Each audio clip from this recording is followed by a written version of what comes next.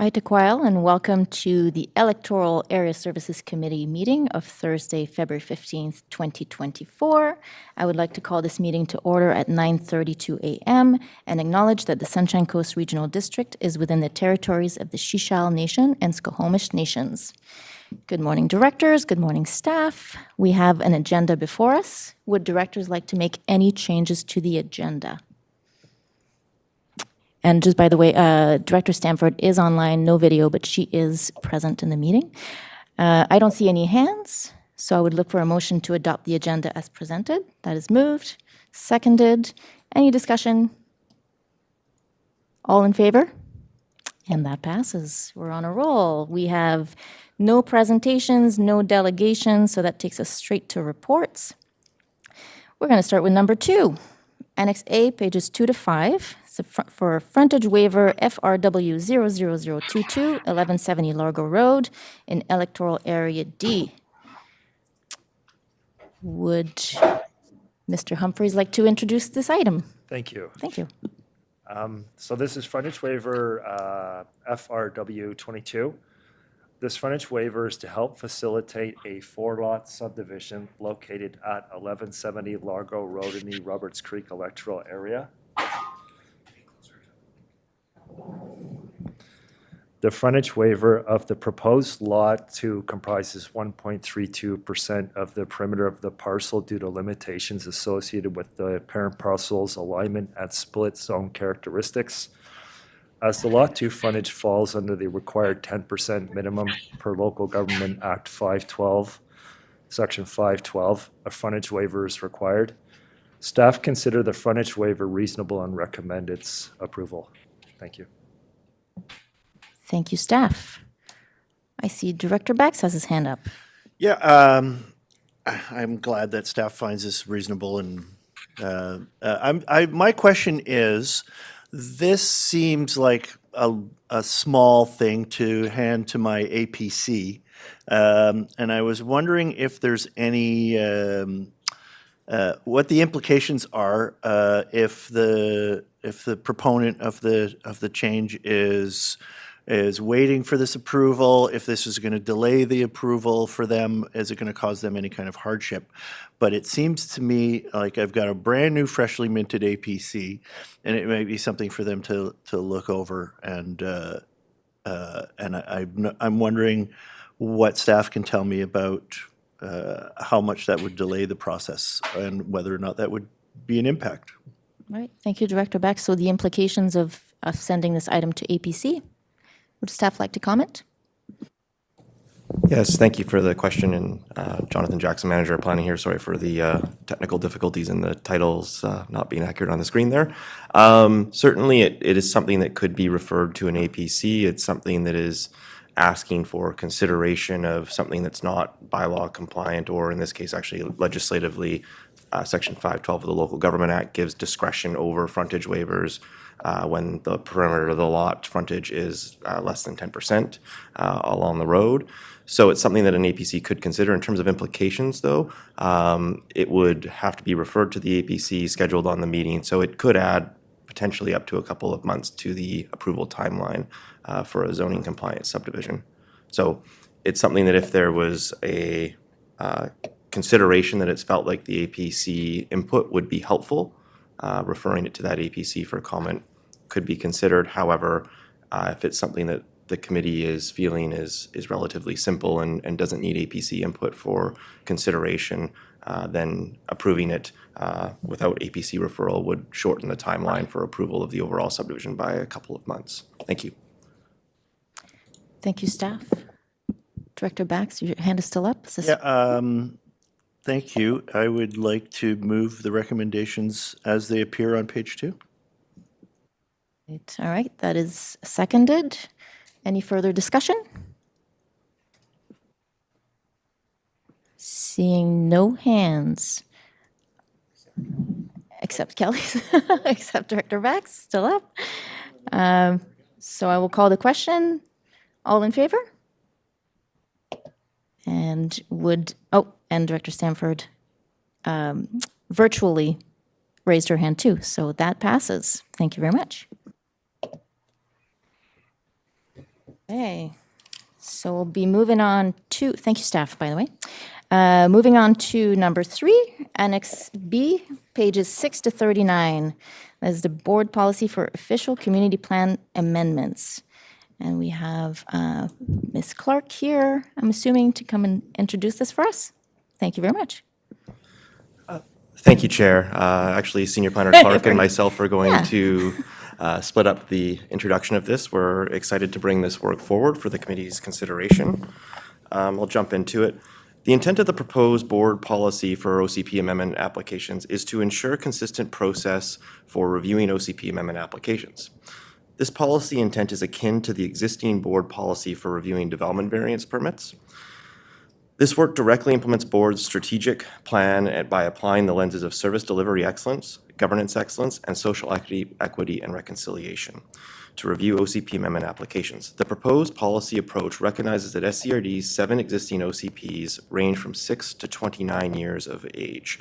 And while these documents were developed to serve the best intents for their time, there are now several misalignments between individual OCPs and from legislation changes and from current planning best practices. I'll pass it over to Ms. Clark here.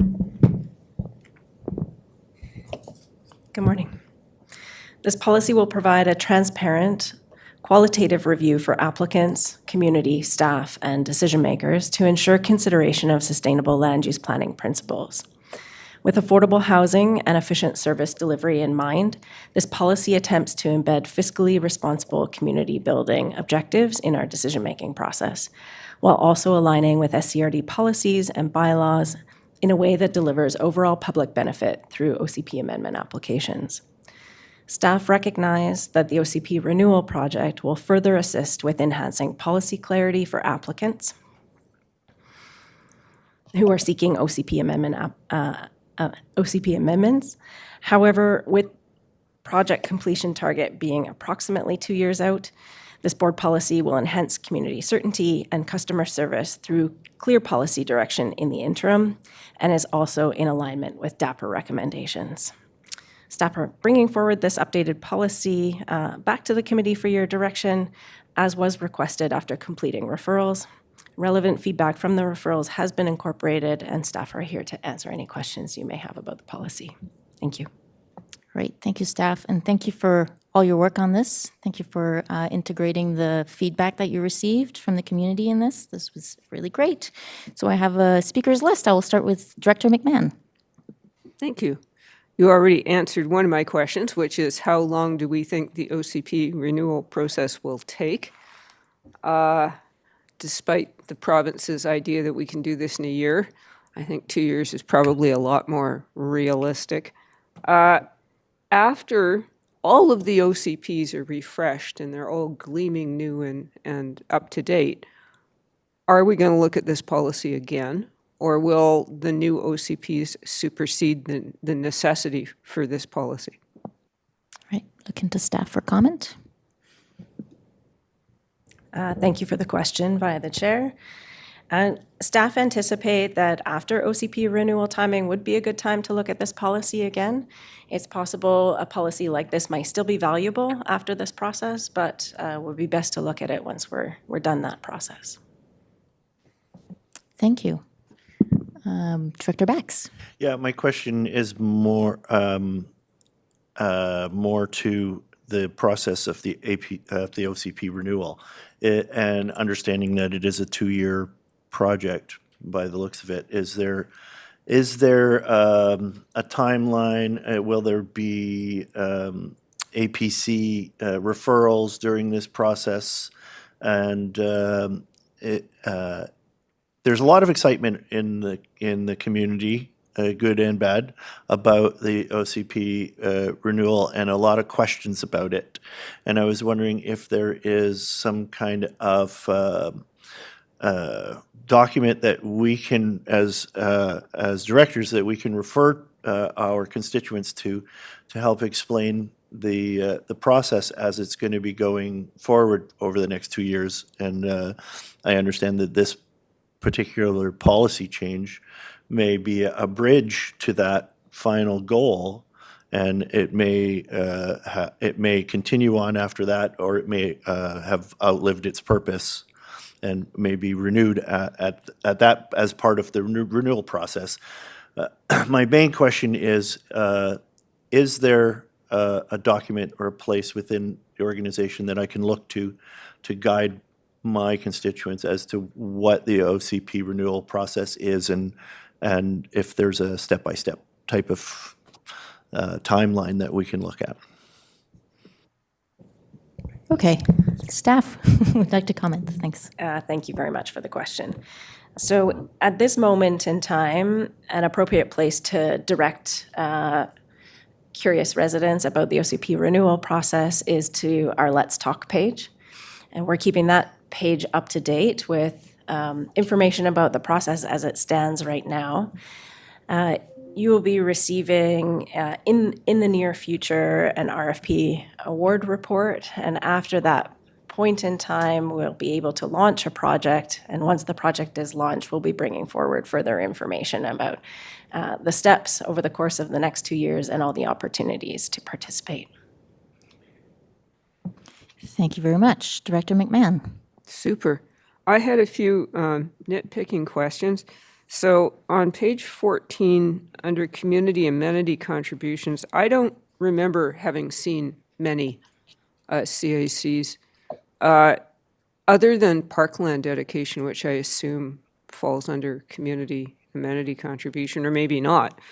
I was just recently at a conference where I think the province said that they were going to broaden the range of contributions that local governments could look for. I'd just be more interested in more information about this. Staff, thank you. Yes, thank you for the question. In the past, we have received a few amenity contributions on a couple of OCP amendment projects, but not all of them. And so certainly one of the things that this board policy is seeking to do is to make that more of a consistent consideration, to sort of level the playing field and ensure that all of them are looked at through that same lens in terms of what they're delivering in terms of public benefit. In terms of the current provincial legislation changes, it is ongoing, and staff are continuing to learn more almost weekly, and certainly planning in terms of our work plan to ensure that our policies and procedures are in compliance with the new legislation as it rolls out. One of the changes seems to be is that community amenity contributions, or as known CACs, are turning to ACCs, amenity community contributions, or I think they changed the word, the order slightly. So just, some of the minor tweaks, but certainly part of that is looking at providing some more rigor around what type of amenities can be funded through development, and then also taking more of a lens in terms of ensuring that there's some measurement tools in terms of how local governments go about actually seeking to fund those amenities. Hope that helps answer the question. Thank you. Great. Thank you very much, staff. Director Stamford, I see your hand there. Yeah. Yes, thank you, Chair. I'm really glad to see that there's some clarification about how responsibility for development is landing more with the developers, and clarification about what that means. I think that provides the community, especially the neighbors, some comfort in knowing that these issues are being taken care of. I would like some clarification on possible development applications that are in process now. How does this impact them? I know there's possibly one in Area F that could be impacted by this, and it's an example of potential impact of where the community is not aware of what's happening and are very concerned. And I'm wondering how this process will help people understand what's happening in their community prior to the formal application being brought to the board. Thank you, Director Stamford. Would staff like to comment?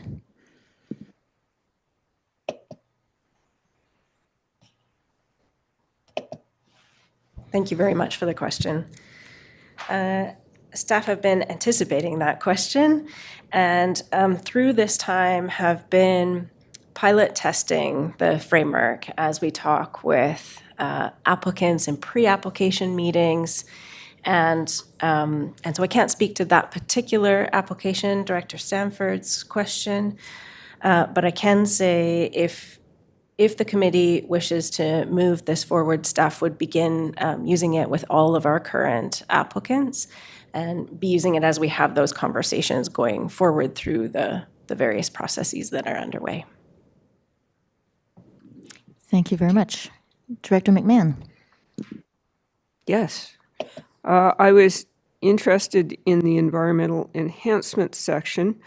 It doesn't specifically mention wetlands, and I just wanted to flag that because that is the last remaining portions of wetland in Elphinstone are very important. There is a reference in there somewhere to what I think is intended as stormwater measures such as rain gardens. But, rain gardens might be something that we could mention because they are, they're kind of sexy right now, actually. And then one other thing that I thought about was land trusts. I don't know that we have any on the Sunshine Coast, but land trusts are one way of ensuring affordable housing going into the future. And then I just had a final question, which you may not know the answer to, but has the SCRD ever contemplated an anti-gating bylaw or policy? Thank you, Director McMahon. There's a few questions in there. Staff would like to answer them. Thank you for the questions through the chair. I'll try and go through them in order. In terms of the wetlands, I think in terms of the wording in here, apologies, it doesn't specifically mention wetlands, but in terms of the legislative sort of language that's used, water bodies and water courses and sensitive ecosystems would be a broad enough terminology for staff to ensure that wetlands are captured in that. So certainly, while not specifically flagged, completely within scope of what we're seeking to do here. In terms of land trusts for affordable housing, when the question first came up, actually, it can still work with things like the BC Land Conservancy for environmental pieces as well.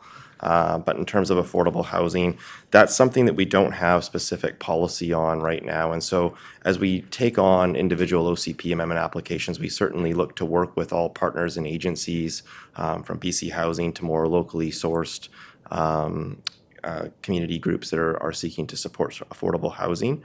And we're certainly open to those. And as part of this policy, it would allow us to consider the whole variety of measures, but pending certainly a board decision. And as we work on OCP renewal, that's certainly one of the pieces that we'll continue to refine our focus on so that we ensure that we can direct applicants more clearly to the sort of affordable housing measures that we want in terms of what type of tenures it takes on, what sort of partners we bring into it. I think there might have been a third question in there as well that I might be missing. The anti-gating, is that Yes, correct? thank you. Certainly that's one that staff are aware of. Currently, right now, our zoning bylaws do not differentiate from a strata subdivision versus a fee simple subdivision. So a fee simple subdivision is one where the roads are public and they all have frontages along a public road. And in those cases, like we just saw in an earlier application, if they're not meeting a minimum frontage along a road, you'll see a frontage waiver application. Our bylaws are silent to strata developments right now, so it allows them to, through working with the provincial approving officer for a whole variety of reasons that they might consider a strata road. In those cases, the committee and board do not see applications for frontage waivers, and as they're exempt because they're not considered along a highway that's provincially owned, and also things like gated communities can start to happen. Other communities do have zoning that is specific to strata subdivisions, so that it is a rezoning application to consider such a use, which gives a board or a council control over what type of things can happen as part of that. They can have control over the lot widths. They can, register covenants that would be considered at the time of subdivision, and that could run with it. That could do things like prevent gated communities. So this is certainly something that board are aware of, and we've earmarked that as part of our housekeeping work that we should be considering. Whether it happens through OCP renewal or at an earlier date, it is certainly on our list of considerations. So thank you for raising it. Thank you, staff. I have a speakers list. I'm going to go to Director Lee, then Director Bax, then Director Stamford, and then I'll sneak a question in. Director Lee. Yes, thank you, Chair. Seems like quite a shopping list of things that people are going to have to do.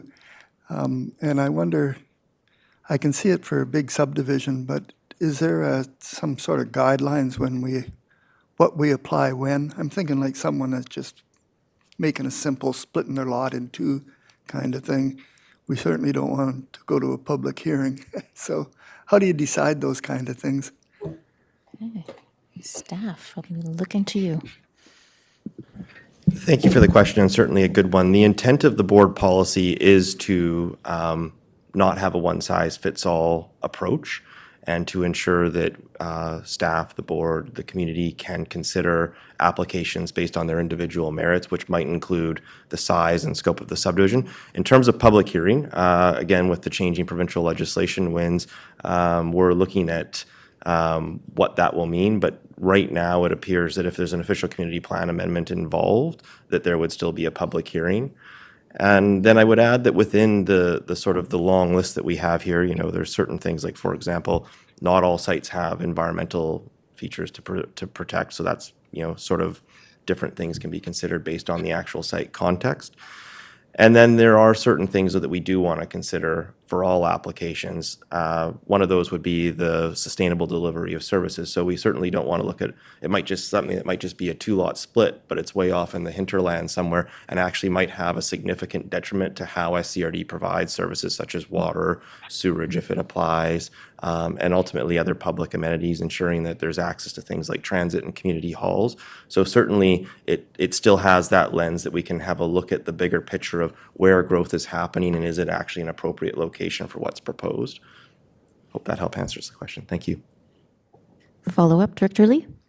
Yeah, I was applauding the goal of trying to make it faster and quicker, but I was struggling to figure out how all these new rules would make it faster and quicker. That's, I'm still not quite sure how that would work. Absolutely. Oh, thank you for the question. Through the chair. Sorry, my throat went out there. Part of this is looking at having a bit of a development approvals process review lens to it. And one of the big things that we found through that project is early clarity is one of the most important things, so that there's not sort of the feeling of late hits, whether it's when they get to a public information meeting or when they come for their first reading for consideration with committee.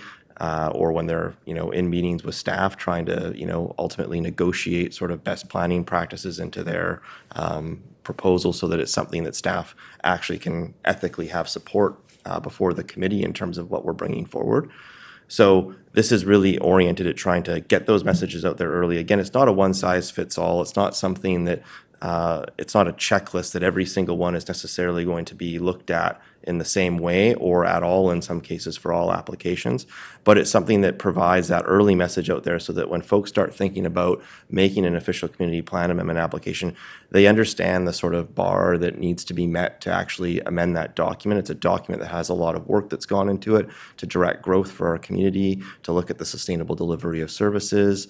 And so it comes with big implications when you want to amend that document. So it sort of sets a very clear message about the type of things that must be considered. And ultimately, when it goes to the point of a developer looking to, say, acquire a piece of land where they might be considering an official community plan amendment, it can really, at that early stage, help them understand whether it's one that they should be looking at for that sort of application type, or whether it's maybe not the correct one. And certainly helps staff at the front counter when they have those sort of, real estate oriented inquiries, that they can give some direction early on as a sort of considerations that someone might want to make as part of that decision. Thank you. Thank you, staff. Yeah, increased clarity and communication is always good for the community. Director Bax. Sorry, yeah, speaking of increased clarity and communication. I want to thank GM Hall for posting a link to the Let's Talk page in the chat for the directors to have a look at, and I will be sharing that with my APC and my OCPC and my community groups so that they can become involved in the conversation. My question is, when it comes to OCPs and OCP variances, is there a tipping point? At what point, if there's such a number of OCP amendment requests, is it the OCP that doesn't fit the community, or is it the developers that don't fit the OCP? It's an interesting question, and I wonder what staff's input in that is. Yeah, good question. Staff, would you like to comment? Thank you for the question, and I appreciate the way that it was put. It really is at that level sometimes how we have to think about these things when they come in. And I think that boils down to we know that our official community plans are documents that had a lot of community input put into them, and they were meant to serve a purpose at the time. As we know that some of them are 6 years old, which isn't nearly as old, where others are up to 29 years old. And a lot of things have changed in that time. And so we know that as legislation changes, as the community grows and changes in different ways, as we understand things about our services that we have and the financial implications about supplying those to different areas and what those impacts are for the overall community, we learn new things. And so it is appropriate for individual applicants to ask for consideration for changes to those documents at time. And legislatively, we must look at it when they make those applications. And so the purpose of this document is to help give us a bit of a lens upon which to look at those applications and ensure that we're doing it in a clear and consistent manner, setting a bar that is the same for all. Again, based on the scale and the scope of the application, where it's located, things are going to be different for each one, but it still sets an even playing field in terms of those sort of main community needs that we need to address through those applications. But certainly helps to, I would say, actually invite better applications to come in, more well thought out ones from the get-go. Thank you. Thank you, staff. I'll be going to Director Stamford next. Thank you, Chair. Relating to some of the recently announced changes from the provincial governments to support increased housing, one of the steps they're looking at is eliminating public hearings for developments that fit within an official community plan. That is part of the public engagement. So what steps should we add, or how are we approaching providing definitive public engagement opportunities in our subdivision and OCP amendments when it comes to housing and density? How are we going to increase or make sure that there's the right public engagement given those kinds of directives from the province? Thank you, Director Stamford. Manager Jackson. Thank you for the question, and a good one, and one that will have multiple answers unfolding over the coming months as the province tells us a little bit more detail about exactly what they're looking for. Having just come back from 2 weeks away, I know there's been a couple of more updates in that time. So in the scope of this particular project, though, this does pertain to official community plan amendments. So, Right. So far, all of the province's messaging has been in regards to considering different methods for when a public hearing should and shouldn't be considered, when something is consistent with an official community plan. But for this particular board policy, staff would envision that there would be an official community plan amendment going as forward. So there would be a public hearing that would be happening as part of that. When we have official community plan amendments, we also require signage on the property. We require that the applicant does a public information meeting. So for the purposes of this particular item before you today, there would be a high caliber of public consultation happening in every instance. And the intent of this document is to actually help inform that public consultation, set some expectations for that the community knows that they can think about in terms of what they should expect out of that development, and then help inform their questions to help decision makers make better decisions based upon what the community is wanting to see out of a particular development. Thank you. Thank you. Great answer. Director Stanford, are you satisfied with the answer? Absolutely. Amazing. Great. Director McMahon. Yeah, that kind of leads me down the rabbit hole of public hearings, because for the province simply to say no to public hearings without really providing an alternative is a little, I think it's been a little disconcerting for a lot of local governments. However, my actual question was, this policy, so far we've been talking about developers and staff looking at it. What about the provincial approving officer? Is this intended to give some direction to our approving officer, or does the approving officer read our policies? Thank you, Director McMahon. Manager Jackson? Thank you, and a good question. Certainly, as the adoption of a OCP amendment bylaw and rezoning that would happen under this proposed policy, there could be directions that are given in terms of covenants set on title prior to fourth and final reading that would be things that we would specifically ask an approving officer to look at for that subdivision. That could include even having general lot layout set. We could have, things like no strata subdivisions to be considered for that zoning and that location as part of the board's consideration of it. So all those sorts of things could be addressed through that application process. But in this particular case, typically an approving officer is actually looking more at our bylaws. So what's in the OCP, what's in the zoning bylaw, and that's really more their consideration. But certainly through this process, where this could help an approving officer is there will be a lot of documentation about what the public interest is around that subdivision, and this document will help inform that. So to that end, while they might not be directly looking at this board policy, it could certainly help inform the public interest that staff would communicate to the approving officer when the subdivision came forward. Thank you. Wonderful. Okay, my turn. I'm going to zoom right out, and I'm going to ask if you could give me a little bit more information about how this policy will be applied. Broad question, but how, I'm assuming it's going to be a staff to developer or, applicant.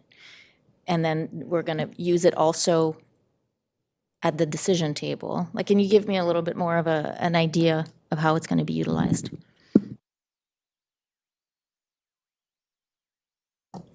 Thank you for the question. To start, certainly knowing that this has been before the committee and APCs for some time now, we have been giving an early heads up to developers, both making full applications and pre-applications, just so that they're aware that it's coming. And even though it's been in flux and that we see some amendments to it today, we've certainly given them the courtesy of the heads up that this is in play and something that may apply to their development so that they're aware of it, and no surprises there.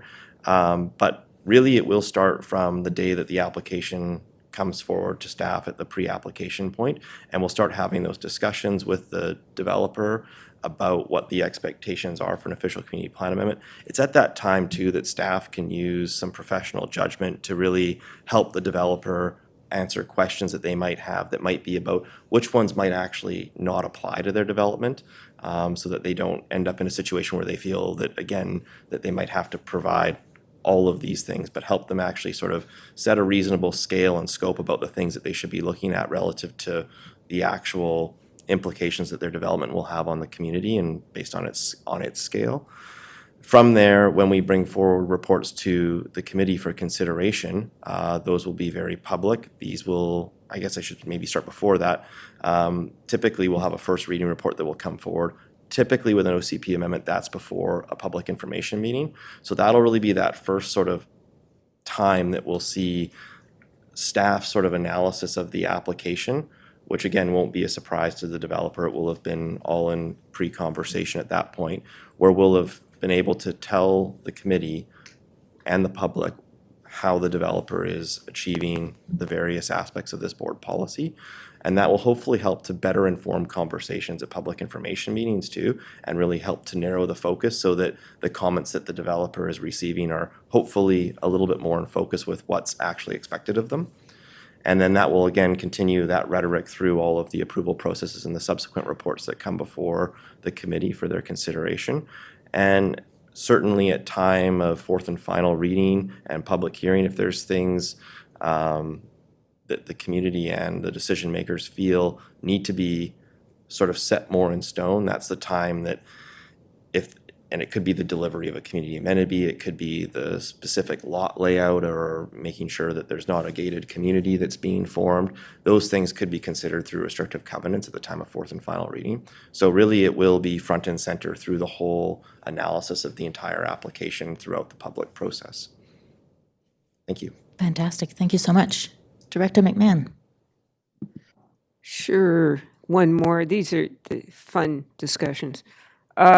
Bottom of page 13, if located at or near a rural municipal edge, proposal responds to adjacent municipal land use planning. That's really important, obviously.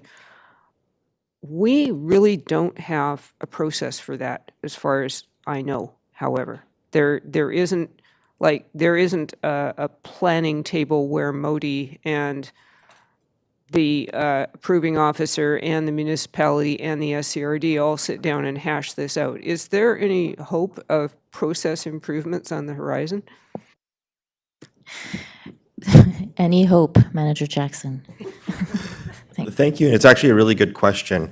It is certainly why this is flagged in here, so that we can make sure that there is clarity around the fact that that's an expectation that we would have if there's an official community plan amendment that is on the table. Staff are also in conversation with our local partners at Town of Gibsons and District of Seashelt in terms of what some edge planning could look like. Very preliminary at this time. And part of that will likely form its way into the discussion of OCP renewal. We're at a really key time in our community, our larger community, where all of the local authorities are either looking at or considering looking at their official community plans. So it really opens the door to have us all have those conversations and ensure that our OCPs are setting expectations around what edge planning would look like. And then when we do that and actually have that in our OCPs, it also becomes something that then the provincial approving officer would need to consider as part of that subdivision. Thank you. Thank you, staff. I do have another question. I think our APCs picked up on whether there were some showstoppers, whether there were some, there was some priorities. What considerations are more important? Is there any comments from staff about that? Thank you, and a good question. Generally speaking, this is really meant to be in a way where it's sort of how to help a developer come up with an application that won't have showstoppers. Certainly, it also would help them hopefully have early flags that if there's a property that, for example, is in a location would be a good example that there might be showstoppers. Maybe it's, heavily encumbered with environmentally sensitive areas. Maybe it's in an area that would be of a significant cost to the public long-term to deliver servicing to that property. Then those are things that could possibly end up demonstrating there might be a bit of a showstopper on the table, and that would help staff inform recommendations if the applicant chose to move forward, so that at least it would be very clear to the public and decision makers that there's some significant implications for the community that come with this application. So I would expect that those would be rare, and this would help to make them more rare by actually setting that clarity up front so that people coming forward would know that, well, if it's going to cost, a long-term implication in terms of funding and servicing for example, bringing water to that property, well, then it's something that might not be the best property to bring forward for consideration of an official community plan amendment. Thank you. Thank you so much. Okay. There's one hand, Director Bax. We could stay here and talk all day. I do have so many different questions about how people actually move these type of things forward. I have some particular things in my area that I'd like to discuss, but I'm going to take that offline. I would like to move the recommendations as they appear on page 6. And that is seconded. Wonderful. And any further discussion, directors? I don't see any. I don't see any more hands. So I will call the question. All in favor? And Director Stanford as well. Excellent. That passes. Thank you very much, staff. That was very informative. And appreciate this brand new policy. Thank you. All right, moving right along to report number 4. Annex C, pages 40 and 41. Contract 18354, ports maintenance and minor repairs, increased contract maximum value. Oh, and I have GM Gagnon here. Would you like to introduce this? Good morning, Chair. Thank you very much. I don't have an introduction. I think the report is fairly straightforward, but I'm certainly here to answer questions that you might have. Thank you. Wonderful. Thank you very much. Directors, any questions on this report? No hands. I knew Director Stanford would raise her hand. Director Stanford. Actually, I was just more on a comment that this is in line with other requests for increases from our contractors. And I was going to move the recommendations as presented on page 40. And then I do have a follow-up question related to ports, but not specific to this particular issue. So I'd like to bring that up after the recommendation is passed or not. Okay, it has been seconded by Director McMahon. So Director Stanford, would you like to ask your question now or offline? Let's just Okay, just get vote this first. passed, and it's a separate question. Okay, so then any further discussion? I don't see any more hands, so I'll call the question. All in favor? That's okay, and that passes. So Director Stanford, go for it. Thank you. Because I started to look at this ports Annex C here, it reminded me that I am beginning to get more and more questions about the port's function at the regional district and how much different docks cost. I'm also building awareness among specifically the island communities that we will be looking at a capital analysis probably by the end of this year. I think that's the schedule for ports. And so in response to that, I would like to be able to have some financial information to be able to provide responses to community members. And what I'm looking for is capitalization expense per port. And that seems to be what I'm not able to find. And I'm wondering if staff could respond to the possibility of what it would take to have that kind of financial information provided at a later date, hopefully by the summer, so that I can properly respond to the community's questions. Thank you, Director Stanford. GM Gagnon, would you like to comment? Thank you, Chair. I think what would be helpful for staff, and maybe this is an offline conversation, but it's the why behind the question so that we can make sure that we provide information that's valuable to the context. So, and maybe that's an offline conversation that we can have. You know, cost per ports, every port is quite different. So, for example, the approach at West Bay is the longest one we have. And so cost per port isn't always necessarily reflective of the condition of the port. So we, we are working on the capital plan. We've had our major inspections done to inform the capital plan with the intent to bring that back to the board in the fall of this fall, 2024. We have a level of service established through our inspections and our annual preventative maintenance, and then the rest is really, it's in response to emerging issues or emergencies caused by storm et cetera. But, so perhaps the why behind the question would help us provide the information that would inform, the policy context. Yeah. The other thing I was going to mention was we have just started to, in the last year and some, report through our POMO committee, the repairs that we conduct on every dock. On a quarter, whenever we meet for POMO, we provide the repairs. So we're providing that information that does come through the board to become public. So, talking about kind of what's happening at each port, but happy to have a further conversation on exactly what is being looked at from Director Stanford. Thank you so much. Thank you, Jim Any Gagnon. res- Director Stanford, you're okay to take this offline? Yeah, I think as long as they did need a motion to do a little bit of work with this, but I will speak to senior managers about what specifics, what I'm trying to draw out of this. So thank you very much. Great, excellent. Director Stanford, McMahon, I see your hand up. Yeah, because I'm in the ports function too, I think it is interesting to know what the various ports cost. It's sort of like being able to know what our individual recreation facilities cost. And I realize that it's not always the easiest thing to pick apart.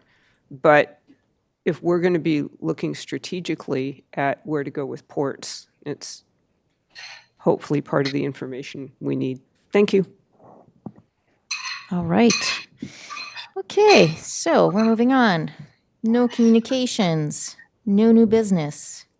So I will be.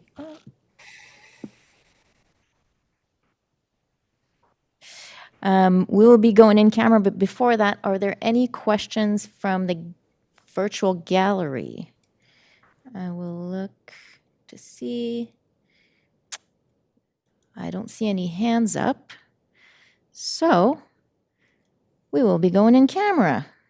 Could I get a motion that the public be excluded from attendance at the meeting in accordance with Section 91A of the Community Charter? Moved and seconded. All in favor? Perfect, that passes. We're going in camera. If you are on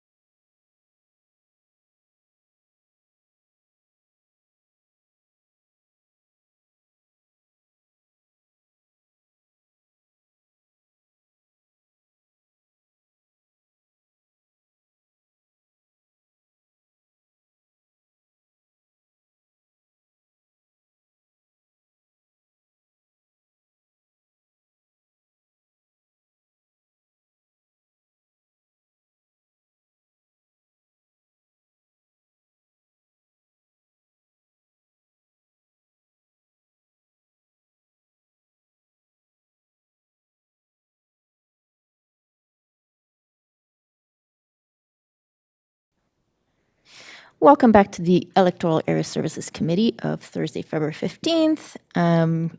We are done here, so I'll be looking for a motion to adjourn this meeting. Moved. Seconded. All in favor? That passes. Meeting adjourned. Thank you very much, everybody.